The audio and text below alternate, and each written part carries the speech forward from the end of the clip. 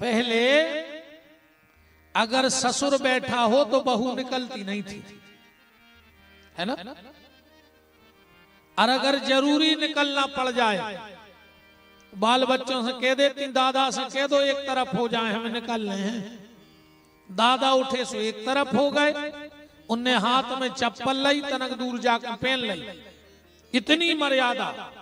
आज की बहू में अगर ससुर माई खोने हुई है तो वे मूड पे लात धर के मामा के ससुर की न बाल आते हैं ससुर की पीठ में के नक डंडो छोल जे। हाँ, तरक्की तो अपन ने बहुत करी है। पहले अगर खुद को बाल बच्चों ओली में धरे हैं और बड़ो भैया आ गओ, बाप तो बहुत बड़ी चीज होती। पहले अगर बड़ो भैया आ गओ तो अपनो बच्चा उठा के नीचे रख दो। बड़े भैया के सामने इतनी मर्यादा होती। आज के भैया हरे अस्पताल में लाए फिर पप्पू पप्पू, खुद शुद्ध बेसर में आई हो गई, है ना। मान मर्यादा सब खत्म हो गई। पहले मजाल है कि सिर का पल्ला कंधे पे आ जाए, और आज मजाल है कि कंधा को पल्ला सिर पे चलो जाए। बहुत तरक्की करी है अपन ने, पीछे नहीं अपन। जब पूरी लुघरिया लगी फिल्मी गानों में, बहुत पहले गाना आओ तो ओढ़ली चुनरिया तेरे नाम की, सब ठीक ठाक चल रहा हो। फिर एक गाना बनो, सर की जो सर से वो धीरे धीरे सत्यानाश हो गई, धीरे धीरे सब सत्यानाश हो गई, है ना। हमारा शास्त्र कहता है, ध्यान से सुनना,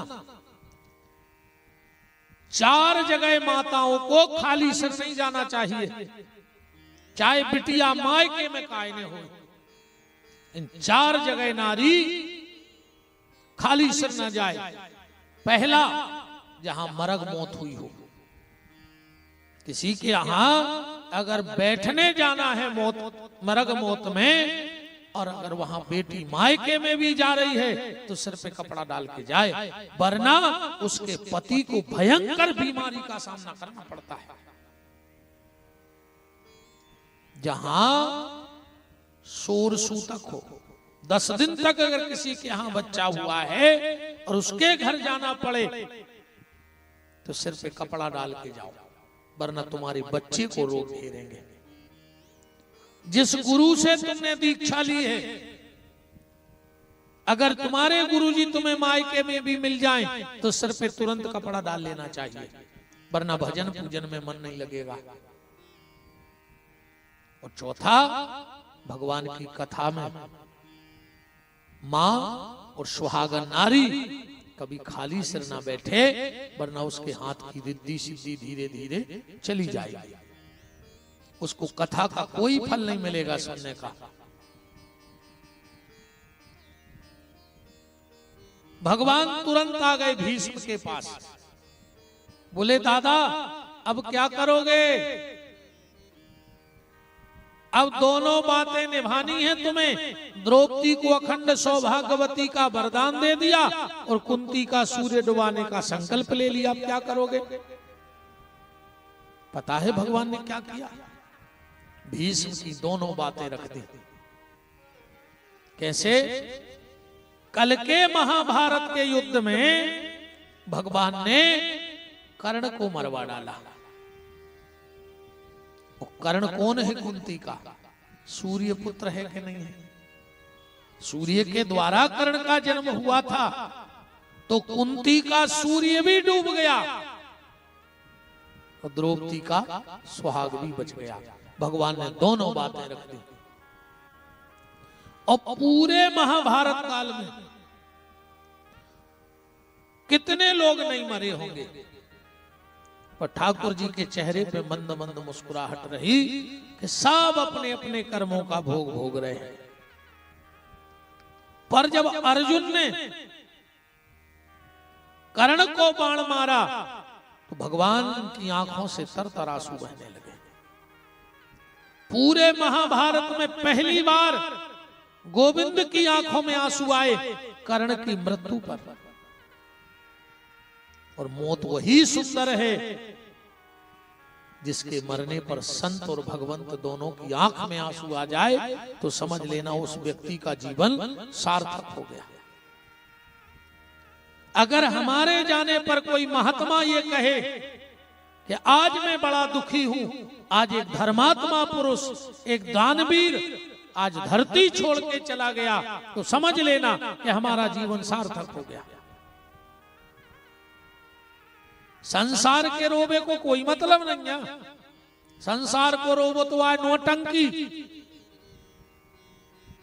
जब कोई के घरे कोई मरत है, ऐसो लगत है घर के 10-12 मर हैं आज इकट्ठे, चढ़ चढ़ बैठा तो मरे मराए पे 6-6 आदमी खींचा, अबे मई खोजे हैं। बिल्कुल ऐसो लगत है कि घर में आज को जने के बच रहा है, मरे मराए पे बिल्कुल गिर गिर पड़ा। और जैसा ही मर घटा में लू घरा दाओ, अब कई इलाहाबाद को का करना है, कार्ड छपवा लेते जी को आ तो सुनाई कि नहीं दे जाते, तन मिठिया से कह दियो कि काके सो लगे। अबे तो मरे जा रहे थे, 6 आदमी तुम्हें सामान न पा रहे थे।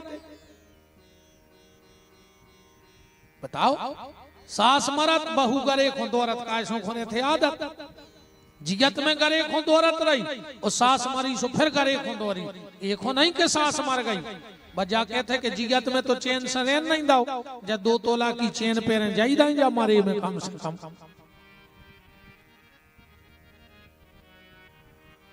ये दुनिया का रोना किसी काम का नहीं है। ये दुनिया का रोना, और आखिरी में कई बब्बा की गुटनियां फेंक दे, बब्बा की थाली फेंक दे, बब्बा की खटिया फेंक दे, बब्बा के कपड़ा फेंक दे, बब्बा के जूता फेंक दे, और बब्बा की जायदाद गेंत ले। हम तो जब जानते जब मकान छोड़ देते, वो अकेले कपड़ों में बैठे रहे बब्बा, खटिया में बैठे बब्बा अकेले। दुनिया के जो प्यारे रिश्ते कायर तुझे बनाएंगे, वो पानी समरक्त बहाया जिनको वो पानी में फेंकवाएंगे। अब पिंड दान कर तेरी आत्मा से अपना पिंड छुड़ाएंगे। लड़का एक हो पिंडा नहीं, भारत के दत्ता तुम तर जाइयो, वो जाके थे तुम आओ पिंड ले ले और हम आओ पिंड छोड़ दे, सो हम अपने बाल बच्चे देखें। बोलो, अच्छा रोहे भी तो बड़े विचित्र टाइप के, को बैठ भी आगा सो पूरे घर के रोन लगे, और बोगा सो सब अपने अपने काम में लग गए। अरे तुम्हें दुख है तो रोता ही रहो। कछु कछु रिश्तेदार इतने खतरनाक होते हैं, अब उनको पता है कि 2 साल से बीमार हैं, जब नहीं आए मिलवे, और जो पता लगो कि रात में खत्म होगा, सवेरे को टिकट्टा सा रोन लगे कि हम देखा ही नहीं पाए, मिला ही नहीं पाए। तो 2 साल से क्या करत रहे? कई दिन बैठे थे कि जो दिन मार जाए वो देना है। रिश्तेदार कछु ज्यादा ही। एक बात और बिल्कुल गारंटी से देखो, अपन भी जाते हैं कहूं सोते से हंसते हैं, गाड़ी में कुछ फिल्मी गाना बजाते हैं, और जैसे ही होके घर के पास पहुंचे इतने सीरियस हो जाते हैं, सबसे ज्यादा दुख अपना ही को हुए। ओके पूरे घर को रोवाओ, उते से आए सो फिर गली में नाश्ता करा था, हा करत घरे आ गए। जो दुखिया है दुनिया को।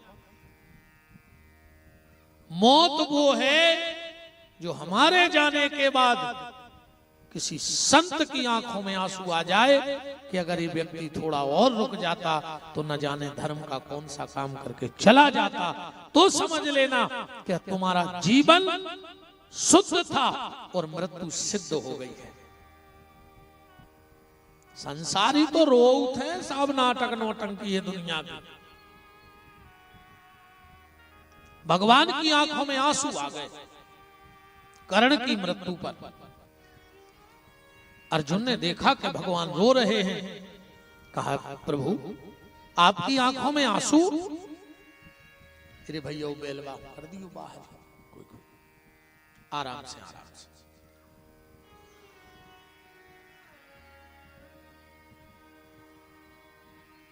बोलो श्री सीतानाथ भगवान की। प्रभु आप रो रहे हो। भगवान बोले अर्जुन, आज तुमने कर्ण को नहीं मारा है, आज तुमने हजारों घर के चूल्हे बुझा दिए। कर्ण जैसा व्यक्ति दुनिया में दूसरा नहीं है। कर्ण जैसा व्यक्ति दुनिया में दानी नहीं हुआ। अर्जुन बोले प्रभु तुम्हें तो आदत पड़ गई है, क्योंकि बीच बीच में भगवान बड़ी प्रशंसा करते थे कर्ण की। एक बार तो क्या हुआ कि अर्जुन ने बाण मारा युद्ध में कर्ण को, 5 हाथ रथ पीछे फेंक गया कर्ण का। अब कर्ण ने बाण मारा तो 2 अंगुल रथ अर्जुन का पीछे फेंका।